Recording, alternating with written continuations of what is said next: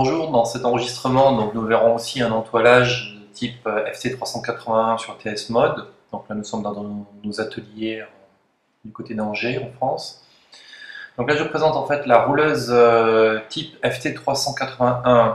Et ça, donc c'est le grip cutter. L'objectif, en fait, c'est de modifier le grip de sa forme d'origine de façon à le réduire pour qu'il accepte l'épaisseur de la FT381. Donc là, on va faire une petite opération manuelle, simplement pour vous montrer. Donc c'est le principe de deux roulements en fait qui viennent resserrer le grip. Et vous voyez, quand il ressort de cette transformation, il a perdu approximativement 5 dixièmes. Ce sont les 5 dixièmes qui vous sont nécessaires pour pouvoir entoiler confortablement le FT381. Il est important de comprendre que le grip PVC a un phénomène mémoire. C'est-à-dire que là, nous allons le transformer, ça va permettre de faciliter l'entoilage. Mais il est important de noter qu'après les différentes variations de température et quelques cycles naturels, le PVC reprend sa forme petit à petit à l'intérieur de la gorge. Ce qui veut dire que sa résistance à l'arrachement augmente au fur et à mesure du temps. Donc ici, les grips sont maintenant prêts à être roulés. Vous pouvez vous en servir pour découper des petites cales de disposition.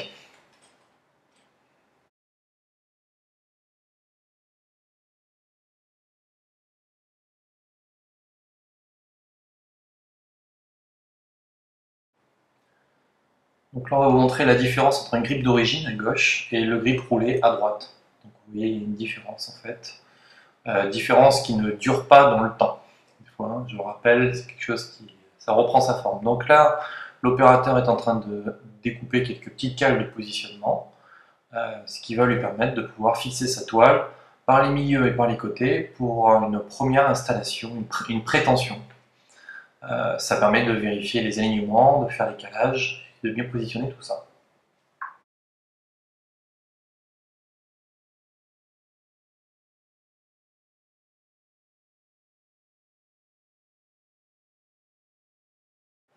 Une fois la toile positionnée sur son cadre, donc repérer la ligne qui correspond à la limite, donc là dans ce cas de figure à 8 cm de plus que le format du châssis, et découper la toile en suivant le plus possible, ou du mieux que vous pouvez, la ligne des percements de la toile. Donc voici le premier positionnement de la cale en PVC.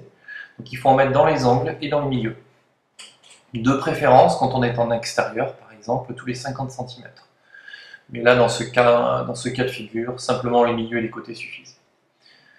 Il faut faire une petite prétention avec la main sur la toile, de façon à pouvoir caler cette matière. Voilà, comme il est en train de faire. Et vous découpez les extras de matière, de façon à ce que ça ne vous gêne pas à l'entoilage, et que ça puisse permettre de pouvoir agripper la matière aisément, de telle manière à mettre tout ça en tension. Donc là, en fait, il vient de prendre l'empreinte d'une cale pour faire son démarrage de tension. Donc il faut le faire parce que ça permet de simplifier l'entrée du grip dans la gorge. Donc vous pouvez tendre jusqu'au bout et vous pouvez vous permettre de laisser 2 à 3 cm sur les coins. Afin de repartir du grip qui vient d'être installé, donc il est bon d'enlever les 10-15 premiers centimètres de l'ancien grip de façon à repartir avec une bonne tension, et puis tout de suite vous reprenez l'empreinte et vous enchaînez.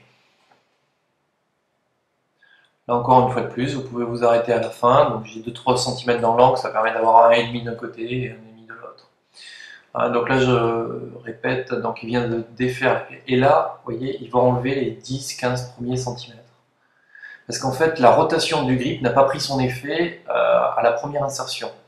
Donc ça prend fait au fur et à mesure. Donc à partir de là, voilà, il vient de récupérer la rotation, il va prendre l'empreinte, et tout de suite, voilà, hop, il réenchaîne avec une petite tension manuelle, et la rotation du grip fait son effet.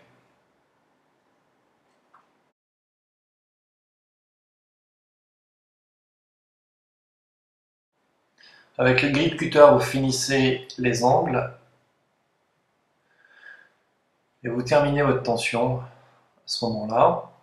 Voilà. Veillez à ne pas trop tendre dans les coins parce que la matière est souvent déjà très tendue dans les angles et vous risquez d'endommager la toile si vous venez contraindre de trop la matière avec la tension du grip.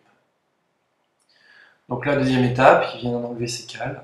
Je vous invite à travailler la spatule pour enlever les cales. Ça peut se faire à la main, mais vous risquez d'avoir un petit peu mal au doigt à la fin de la journée. Voilà, il est reparti de son extérieur et puis il repart gentiment vers le milieu.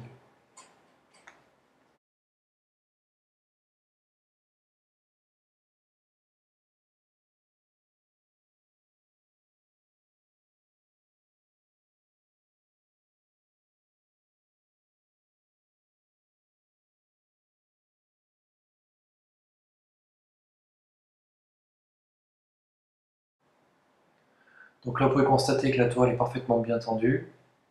Dans la mesure du possible, essayez de caler le grillage de la matière sur le châssis, de façon à ce que les lignes soient le plus dans la parallèle ou dans la verticale.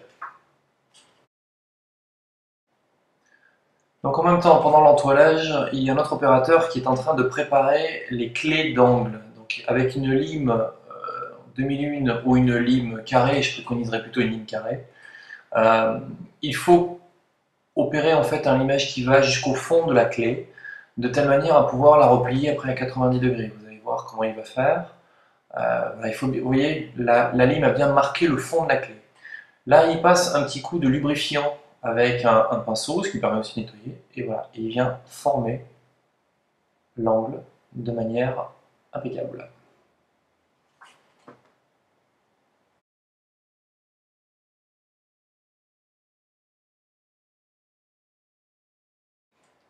Il est important de lubrifier les clés avant de les insérer. Il ne faut pas oublier qu'on insère quand même en force dans une matière plastique, une matière rigide, et notamment quand c'est de l'aluminium brut, qui a quand même un coef d'accroche qui est assez important. Donc là, on voit qu'ils sont en train d'opérer sur la pose des clés. Donc elles sont formées, sont prêtes à... Voilà, avec un maillet en caoutchouc, les clés sont légèrement lubrifiées, elles rentrent parfaitement dans les grippes en PVC. Donc veuillez utiliser des maillets en caoutchouc, allez-y doucement, il ne faut pas marquer les clés. Il va utiliser un maillet rigide uniquement en fait dans l'angle pour repositionner et faire glisser la clé s'il lui manque 2, 3 ou 4 mm.